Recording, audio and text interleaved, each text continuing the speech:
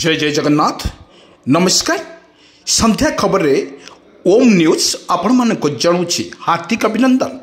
आसंतु देश विदेश में किसी गुरुत्वपूर्ण घटना पर नजर पकेबा पूर्व कौन रही लघुचाप जनित वर्षा पुणी एक लघुचाप को नहीं बर्तमान अपडेट खबर सामना को आसूची पुणी एक लघुचाप को नहीं बर्तमान सरकार तरफ विज्ञप्ति जारी कर लघुचाप चर्चा वर्षा आउ गोटे सप्ताह आसब भयंकर लघुचाप। ये लघुचाप को नहीं सरकार केते सजबाज आसतु ना पूरा वीडियो पर टिके नजर पकई नवा।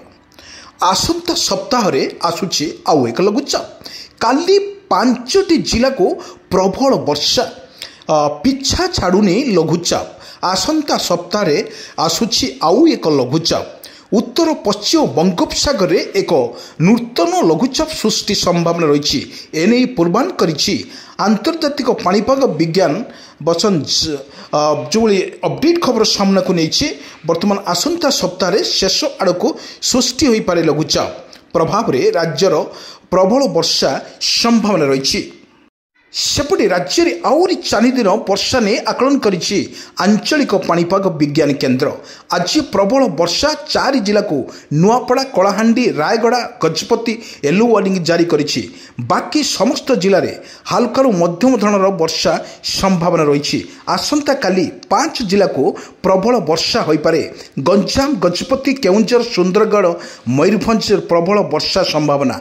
आसंता 11 तारिख में सकाल राज्य में प्रबल वर्षा को नहीं चेतावनी देछि। एही समय घंटा प्रति 30 रु 40 किलोमीटर पवन बही पारे। किछि जिले में प्रबल वर्षा किछि जिले में हालकारु मध्यम धरणर वर्षा हवा बोली आकलन करिछि पाणीपाग विभाग। दर्शक बंधु यही सब जिले में प्रबल वर्षा बालेश्वर जोड़ी कराई भारतीय पाणीपाग विभाग आईएमडी आगामी 3 घंटा पर्यंत भुवनेश्वर कटक पर एक सतर्कनामा जारी करिछि।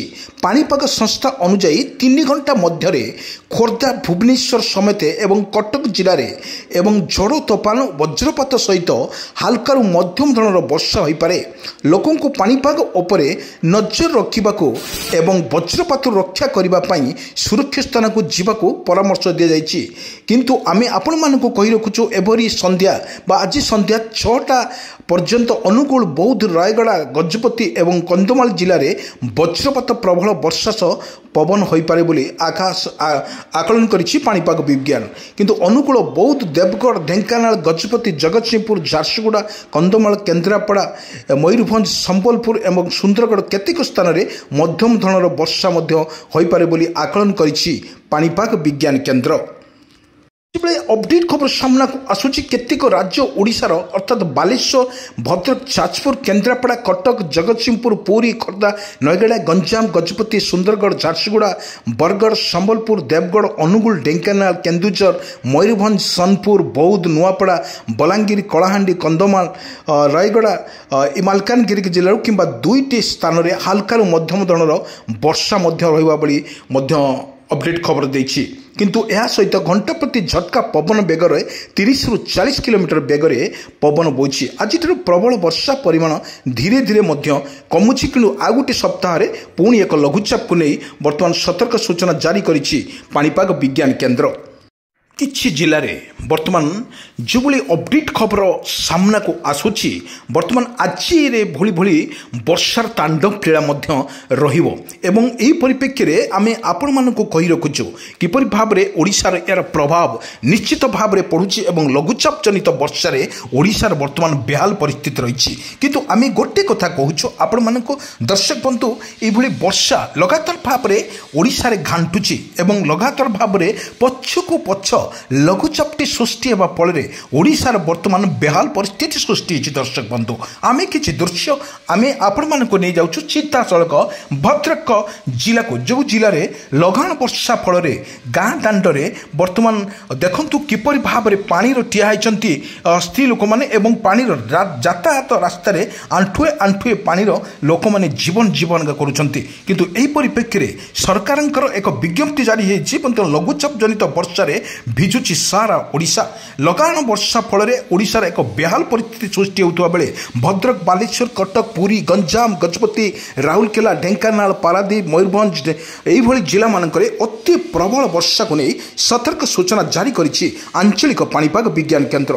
ଦର୍ଶକ ବନ୍ଧୁ, ଆମେ ଗୋଟିଏ କଥା କହି ରଖୁଛୁ, ଯେଉଁଭଳି ଲଗାଣ ବର୍ଷା ଫଳରେ ଓଡ଼ିଶାର ଏକ ଯେଉଁଭଳି ଦିଆଯାଇଛି ଏବଂ ଷ୍ଟ୍ରେଟ୍ ଲାଇନ୍ ଦିଆଯାଇଛି ଏବଂ ଯେଉଁଭଳି IMD ପକ୍ଷରୁ ବା ସତର୍କ ସୂଚନା ଜାରି କରାଯାଇଛି ଏବଂ ଆପଣଙ୍କୁ ସିଧାସଳଖ ଚିତ୍ର ଆମେ ଦେଖାଉଛୁ କିଭଳି ଭାବରେ ଓଡ଼ିଶାରେ ରହିଛି ଏହାର ପ୍ରଭାବଶାଳୀ ବର୍ଷା। କିଛି ମୁହୂର୍ତ୍ତ ପରେ ବର୍ଷାର ତାଣ୍ଡବ ଲୀଳା ମଧ୍ୟ ସନ୍ଧ୍ୟାରେ କିଛି ଦୃଶ୍ୟ ଦେଖିଥିଲୁ, କିନ୍ତୁ ଲଗାଣ ବର୍ଷା ଫଳରେ କିଛି ପରିମାଣର ବର୍ଷାର ପରିମାଣ କମିଛି। କିନ୍ତୁ ଆଜି ଯେଉଁଭଳି ଦେଖିବାକୁ ମିଳୁଛି ଆକାଶ ମେଘାଚ୍ଛନ୍ନ ରହିଛି ଏବଂ ତାହାପରେ ମଧ୍ୟ ଆଜି ଯେଉଁଭଳି ରହିଛି 6 ତାରିଖରୁ 10 ତାରିଖ ପର୍ଯ୍ୟନ୍ତ ପୁଣି ଏକ ବର୍ଷାକୁ ନେଇ ବର୍ତ୍ତମାନ ସତର୍କ ସୂଚନା ଜାରି କରିଛି ଆଞ୍ଚଳିକ ପାଣିପାଗ ବିଜ୍ଞାନ କେନ୍ଦ୍ର। ଆମେ ସବୁଠି କହିବାକୁ ଚାହୁଁଛୁ, ସବୁଠି ବର୍ତ୍ତମାନ ବର୍ଷା ହିଁ ବର୍ଷା, ଏହି ତାଣ୍ଡବ ଲୀଳା ବର୍ତ୍ତମାନ ଓଡ଼ିଶାରେ ଲାଗି ରହିଛି ଲଗାତାର ଭାବରେ। କିଛି ଜିଲ୍ଲାରେ ଆମେ ଦେଖନ୍ତୁ କିପରି ରହିଛି ଭଦ୍ରକର ଜିଲ୍ଲାର ଷ୍ଟାଟସ୍। ଏହି ଭଦ୍ରକ ଜିଲ୍ଲା ଷ୍ଟାଟସ୍ରେ ଆମେ ଆପଣମାନଙ୍କୁ ଦେଖାଉଛୁ କିଛି ଦୃଶ୍ୟ।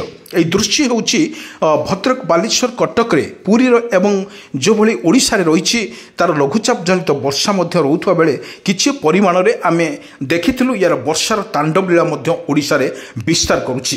କିନ୍ତୁ ଏଠି କଥା କହିବାକୁ ଗଲେ ଲଗାଣ ବର୍ଷା ଫଳରେ ଏକ ଉପୁଜୁଛି, ନଦୀମାନଙ୍କର ଏକ ଜଳସ୍ତର ବଢ଼ୁଛି ଏବଂ ବନ୍ୟା ପରିସ୍ଥିତି ମଧ୍ୟ ସୃଷ୍ଟି ହୋଇଛି। ଗୋଟେ ଗୋଟେ ଜିଲ୍ଲା କଥା ଯଦି ଆମେ କହିବା, ଭଦ୍ରକ ଆଉ ଯାଜପୁର, ବାଲେଶ୍ୱରରେ ପ୍ରବଳ ବର୍ଷାକୁ ନେଇ ମଧ୍ୟ ସତର୍କ ସୂଚନା ଜାରି କରିଛି।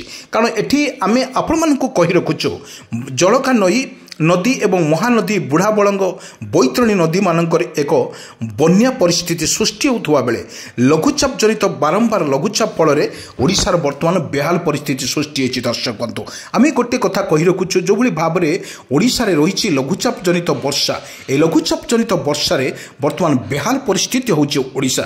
ଆମେ ଗୋଟିଏ କଥା କହିପାରିବା, ଓଡ଼ିଶାରେ ଯେଉଁଭଳି ରହିଛି ଉତ୍ତର ବଙ୍ଗୋପସାଗରରେ ଏକ ଲଘୁଚାପ ସୃଷ୍ଟି ହୋଇଥିଲା ଏବଂ ତାହା ପ୍ରଭାବରେ ଲଗାତାର ଭାବରେ 5ରୁ 7 ଦିନ ପର୍ଯ୍ୟନ୍ତ ଆକାଶ ମେଘାଚ୍ଛନ୍ନ ସହିତ ବର୍ଷାର ପରିମାଣ ମଧ୍ୟ କମିଥିଲା। କିନ୍ତୁ ଆମେ ଗୋଟିଏ କଥା ଦେଖିଥିଲୁ, ଯେଉଁଭଳି ଲଘୁଚାପ ଜନିତ ବର୍ଷାରେ ଓଡ଼ିଶାରେ ପ୍ରଭାବ ନିଶ୍ଚିତ ଭାବରେ ପଡ଼ୁଛି। ପ୍ରତ୍ୟେକ ଜିଲ୍ଲାରେ ଆମେ ଦେଖିଥିଲୁ ଲଘୁଚାପ ଜନିତ ବର୍ଷାରେ ପ୍ରବଳ ଭିଜୁଥିଲା ଓଡ଼ିଶା। ଏ ଓଡ଼ିଶାର ଆପଣଙ୍କୁ ସିଧାସଳଖ ଆମେ ନେଉଛୁ, ଯେଉଁଭଳି ପବନର ବେଗ ମଧ୍ୟ ରହିଛି 30ରୁ 40 କିଲୋମିଟର ବେଗରେ ମଧ୍ୟ ପବନ ରହିଛି। ଏହି ପବନକୁ ଯଦି ଆମେ କଳ୍ପନା କରିବା ଏବଂ ଲୋକମାନଙ୍କ ମଧ୍ୟ କିଛି କ୍ଷୟକ୍ଷତି ନଥିଲେ ମଧ୍ୟ ଏହି ପବନ ବହୁତ ଲୋକମାନଙ୍କର କିଛି କ୍ଷତି କରିନଥିଲେ ମଧ୍ୟ ପବନର ବେଗ ମଧ୍ୟ ଅଧିକ ଥିଲା। କିନ୍ତୁ ଲଗାଣ ବର୍ଷା ଫଳରେ ଝିପିଝିପି ବର୍ଷା ଏବଂ ଲଗାଣ ବର୍ଷା ଆମେ ସନ୍ଧ୍ୟାରେ କିଛି ଜିଲ୍ଲାକୁ ଫୋକସ୍ କରାଯାଇଥିଲା ଏବଂ ଏହି ଫୋକସ୍ରେ ଓଡ଼ିଶାରେ ରହିଥିଲା ବେହାଲ ପରିସ୍ଥିତି। ଏହି ଓଡ଼ିଶାକୁ ନେଇକି ସବୁଠି ବର୍ତ୍ତମାନ ଚଳଚଞ୍ଚଳ ଥିଲାବେଳେ ଓଡ଼ିଶାର ଏକ ପ୍ରକାର ବର୍ଷାର ତାଣ୍ଡବ ଲୀଳା ମଧ୍ୟ ଓଡ଼ିଶା ପରେ ରହିଥିଲା। ବିଶେଷ କରି ଭଦ୍ରକ, ବାଲେଶ୍ୱର, ଯାଜପୁର ଆଉ ବାଲେଶ୍ୱର, କଟକ ଏବଂ ଗଞ୍ଜାମ ଏହିଭଳି ଜିଲ୍ଲାମାନଙ୍କରେ ଅତି ପ୍ରବଳ ବର୍ଷାରେ ଅନେକ କ୍ଷୟକ୍ଷତି ମଧ୍ୟ ସୃଷ୍ଟି ହୋଇଛି। ଆମେ କଥା କେବଳ ଓଡ଼ିଶା ରାଜ୍ୟ କଥା ଆମେ କହିବାନି, ଅନ୍ୟ ରାଜ୍ୟରେ ମଧ୍ୟ ଲଗାଣ ବର୍ଷା ଫଳରେ ଓଡ଼ିଶା ବର୍ତ୍ତମାନ ବେହାଲ ପରିସ୍ଥିତି। ଏବଂ ଆମେ ଯଦି କହିବା ଦିଲ୍ଲୀରେ ମଧ୍ୟ ଲଗାଣ ବର୍ଷା ଫଳରେ ବର୍ତ୍ତମାନ ସବୁଠି ଦେଖିବାକୁ ବିପଦ ସଂକେତ ପରେ ରହିଛି। କିନ୍ତୁ ନଦୀ, ନାଳ, ପୋଖରୀ ସବୁଗୁଡ଼ିକ ସବୁ ବନ୍ୟା ପରିସ୍ଥିତି ସୃଷ୍ଟି ହୋଇଛି। ଏଠି ଦେଖିବାକୁ ଗଲେ ଲଘୁଚାପ ଜନିତ ବର୍ଷାରେ ପରିସ୍ଥିତି ବର୍ତ୍ତମାନ ବେହାଲ ପରିସ୍ଥିତି ରହିଛି। ଓଡ଼ିଶାରେ ଏକ ପ୍ରକାର ଦେଖିବାକୁ ଗଲେ ଏଇଭଳି ଭାବରେ ଯେଉଁଭଳି ଓଡ଼ିଶାରେ ରହୁଛି ଏହାର ତାଣ୍ଡବ ଲୀଳା ମଧ୍ୟ ଓଡ଼ିଶା ପରେ ରହୁଛି। ଆମେ ଗୋଟେ ଦେଖିଥିଲୁ ଅନ୍ୟ ଜିଲ୍ଲାମାନଙ୍କର ଦେଖାଯାଇଥିଲା ଯେଉଁଭଳି ଭାବରେ ଲଗାଣ ବର୍ଷା ଫଳରେ କିଛି ଦୃଶ୍ୟ କୃଷକ ଭାଇମାନଙ୍କ ପାଇଁ ଏକ ସତର୍କ ସୂଚନା ଥିଲା ଏବଂ ଆପଣ ଲାଇଟିଂ ଅଧିକା ହେବ, ସେଥିପାଇଁ ଆପଣ ନିଜେ ବ୍ୟସ୍ତ ନ ହୋଇ ଆପଣ କ୍ଷେତକୁ ବର୍ଷାର କମିଗଲେ ମଧ୍ୟ ଆପଣ ଯାଇପାରିବେ। କିନ୍ତୁ ଆସନ୍ତା ସପ୍ତାହରେ ଆସୁଛି ଆଉ ଏକ ଲଘୁଚାପ ପାଖାପାଖି 5 ଜିଲ୍ଲାରେ ପ୍ରବଳ ବର୍ଷାକୁ ନେଇ ମଧ୍ୟ ସତର୍କ ସୂଚନା ଜାରି କରିଥିଲା ଆଞ୍ଚଳିକ ପାଣିପାଗ ବିଜ୍ଞାନ କେନ୍ଦ୍ର।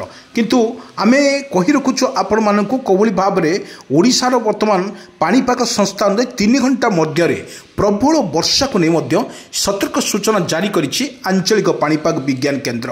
ଆମେ ଗୋଟିଏ ଅନୁଗୁଳ, ବୌଦ୍ଧ, ଦେବଗଡ଼ ଏବଂ ମୟୂରଭଞ୍ଜର ସମ୍ବଲପୁରରେ ମଧ୍ୟମ ଧରଣର ବର୍ଷା ମଧ୍ୟ ହେବାର ମଧ୍ୟ ସମ୍ଭାବନା ଅଧିକ ଥିବାରୁ ପାଣିପାଗ ବିଶେଷଜ୍ଞ ତରଫରୁ ମଧ୍ୟ ସୂଚନାନାମା ଜାରି କରାଯାଇଛି ଏବଂ ଏହିସବୁ ଜିଲ୍ଲାରେ ପ୍ରବଳ ବର୍ଷାକୁ ନେଇ ସତର୍କ ସୂଚନା ଜାରି କରିଛି ଆଞ୍ଚଳିକ ପାଣିପାଗ ବିଜ୍ଞାନ କେନ୍ଦ୍ର। ଗୋଟିଏ କଥା କହି ରଖୁଛୁ ଦର୍ଶକ ବନ୍ଧୁ, ଆମେ ଦେଖିଥିଲୁ ବଜ୍ରପାତ ହେଉଛି ରକ୍ଷା କରିବା ପାଇଁ ସୁରକ୍ଷିତ ସ୍ଥାନକୁ ଯିବାକୁ ମଧ୍ୟ ପରାମର୍ଶ ଦେଇଛି ଏସ୍ଆର୍ସି। ଯେଉଁଭଳି ଲଘୁଚାପ ଜନିତ ବର୍ଷା ଓଡ଼ିଶା ଉପରେ ପ୍ରଭାବ ପଡ଼ୁଛି ତାକୁ ମଧ୍ୟ ସତର୍କ ରହିବା ପାଇଁ ମଧ୍ୟ ପ୍ରତ୍ୟେକ ଜିଲ୍ଲାପାଳକୁ ମଧ୍ୟ ଚିଠି କରିଛି ଏସ୍ଆର୍ସି ଏବଂ ଯେଉଁଭଳି ଲଘୁଚାପର ପରିମାଣ ବଢ଼ିଥିଲେ ମଧ୍ୟ ଆଉ ଗୋଟିଏ ସପ୍ତାହରେ ପୁଣି ଏକ ଲଘୁଚାପକୁ ନେଇ ସବୁଠି ବିଜ୍ଞପ୍ତି ଜାରି ଦେଇଥିଲା ପରେ ଓଡ଼ିଶାର ଏକ ପ୍ରକାର ଲଘୁଚାପକୁ ସୃଷ୍ଟି ହେବ ଏବଂ ବଙ୍ଗୋପସାଗରରେ ସୃଷ୍ଟି ହେଉଥିବା ଲଘୁଚାପରେ ଆହୁରି ପାଖାପାଖି 5ରୁ 7 ଦିନ ବର୍ଷା ଓଡ଼ିଶା ଉପରେ ରହିବ। ପାଖାପାଖି ଯଦି ଆମେ ପରିକଳ୍ପନା କରିବା ଏହି ଲଘୁଚାପକୁ ବର୍ଷାକୁ ନେଇକି ବର୍ତ୍ତମାନ ଯାହା ଅପଡେଟ୍ ଖବର ସାମ୍ନାକୁ ନେଇଛି ଏସ୍ଆର୍ସି ବା ପାଣିପାଗ ବିଶେଷଜ୍ଞ କହିବା ଅନୁଯାୟୀ ବର୍ଷା ବର୍ତ୍ତମାନ ପରିମାଣ ଟିକେ କମିବ କିନ୍ତୁ ଆର ସପ୍ତାହରେ ବର୍ଷାର ପରିମାଣ ବଢ଼ିବ ବୋଲି ପୂର୍ବାନୁମାନ କରିଛି ଆଞ୍ଚଳିକ ପାଣିପାଗ ବିଜ୍ଞାନ କେନ୍ଦ୍ର। ଆଞ୍ଚଳିକ ପାଣିପାଗ ବିଜ୍ଞାନ କେନ୍ଦ୍ର କହିବା ଅନୁଯାୟୀ ଓଡ଼ିଶାରେ ଲଗାଣ ବର୍ଷା ଫଳରେ ବର୍ତ୍ତମାନ ବେହାଲ ପରିସ୍ଥିତି ରହିଛି ଓଡ଼ିଶା। ଗୋଟିଏ କଥା ଯେତେବେଳେ ଓଡ଼ିଶା ରହିଛି ୟାର ବେହାଲ ପରିସ୍ଥିତି ମଧ୍ୟ ରହିଛି। ଗୋଟିଏ କଥା ଆମେ ପରମୁହୂର୍ତ୍ତର ଚିତ୍ର କରୁଛୁ ଏହିସବୁ ଜିଲ୍ଲାରେ ପ୍ରବଳ ବର୍ଷାକୁ ନେଇ ପାଣିପାଗ ବିଭାଗ ମଧ୍ୟ ସତର୍କର ସୂଚନା ଜାରି କରିଛି।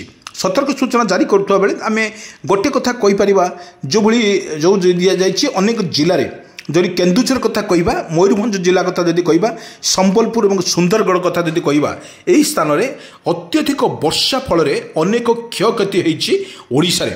ଓଡ଼ିଶାର ଯେଉଁଭଳି ଯଦି ଦେଖିବା କୃଷକ ଭାଇମାନେ ମତ୍ସ୍ୟଜୀବୀମାନଙ୍କ ପାଇଁ ମଧ୍ୟ ବାରଣ କରାଯାଇଛି, ସତର୍କ ସୂଚନା ମଧ୍ୟ ଦିଆଯାଇଛି।